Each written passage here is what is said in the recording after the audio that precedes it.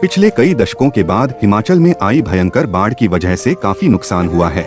आपदा और दुख की इस घड़ी में केंद्र की मोदी सरकार हिमाचल के हर व्यक्ति के साथ खड़ी है और केंद्र सरकार हिमाचल को हर संभव मदद देने के लिए तैयार खड़ी है। यह बात केंद्रीय सूचना एवं प्रसारण मंत्री अनुराग ठाकुर ने यहां बाढ़ प्रभावित क्षेत्रों का दौरा करने के बाद मीडिया से रूबरू होते हुए कही। अनुराग ने कहा कि केंद्र सरकार प्रभावित लोगों की हर मदद करने की कोशिश कर रही है। इसमें किसी भी तरह की कोई राजनीति नहीं होनी चाहिए। वर्ष 2008 में राष्ट्रीय आपदा को लेकर जो मैनुअल तैयार किया गया था, उसे कांग्रेस सरकार और उसके नेताओं को एक बार फिर से पढ़ लेना चाहिए। इस समय सब लोगों की प्राथमिकता प्रभावित लोगों की मदद करके हिमाचल को दोबारा पैरों पर खड़ा किया जा सकता है। बाढ़ के कारण काफी नुकसान हिमाचल प्रदेश में हुआ है और धर्मपुर विधानसभा क्षेत्र में भी, जिला मंडी में जिस तरह से मैंने देखा, बहुत सारे स्थानों पर जहां कई वर्षों तक कभी पानी स्तर तक नहीं आया, वहां तक आया भी और कई लोगों के मकानों को, दुकानों को, रास्तों को नुकसान हुआ है। और जहां एक और हमारा निवेदन है राज्य की सरकार से कि जल्द सहायता राशि उन लोगों को दें जिन लोगों के घरों का नुकसान हुआ है या जिनके घरों को खतरा बना हुआ है। बहुत सारे घर ऐसे हैं जहां पर लाश से ढह गए हैं या फिर ऐसा है कि उनकी रिटेनिंग वॉल है ही नहीं। अब कहीं पे कुछ खतरा होता है तो उनका पूरा का पूरा घर जा सकता है। ITI जिस तरह धर्मपुर में बन रहा था तो उसमें भी पूरा रिटेनिंग वॉल ही निकल गई है, नीचे घरों को खतरा खड़ा हुआ है। दूसरा, केंद्र सरकार की ओर से अब तक लगभग 400 करोड़ रुपए से ज़्यादा की सहायता हिमाचल प्रदेश की मोदी सरकार ने की है।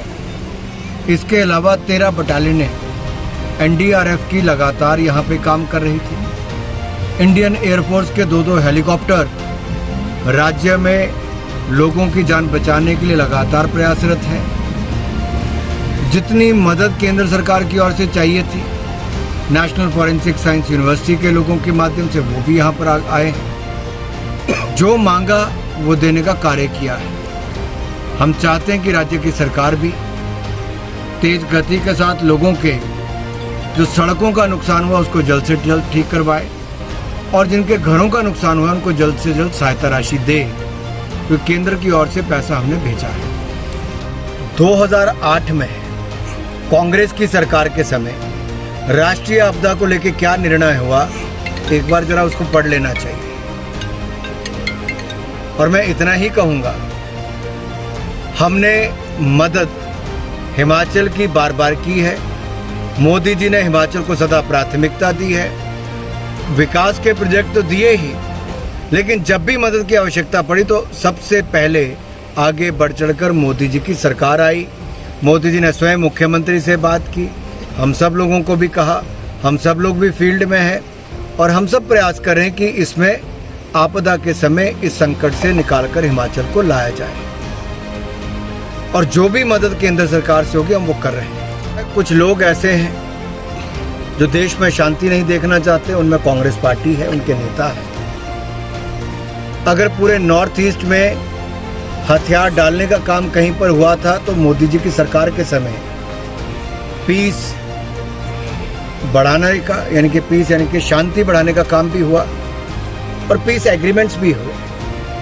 बहुत सारे लोगों ने जिन्होंने हथियार उठा रखे थे उन्होंने हथियार डालने का काम किया, कि मोदी जी की सरकार के समय हुआ। पिछले 10 दिनों से मणिपुर में कोई अप्रिय घटना नहीं घटी है, शांति है। और कांग्रेस अपने नेताओं को भेजकर अशांति फैलाने का जो काम करना चाहती है वो किसी को मंजूर नहीं होनी चाहिए।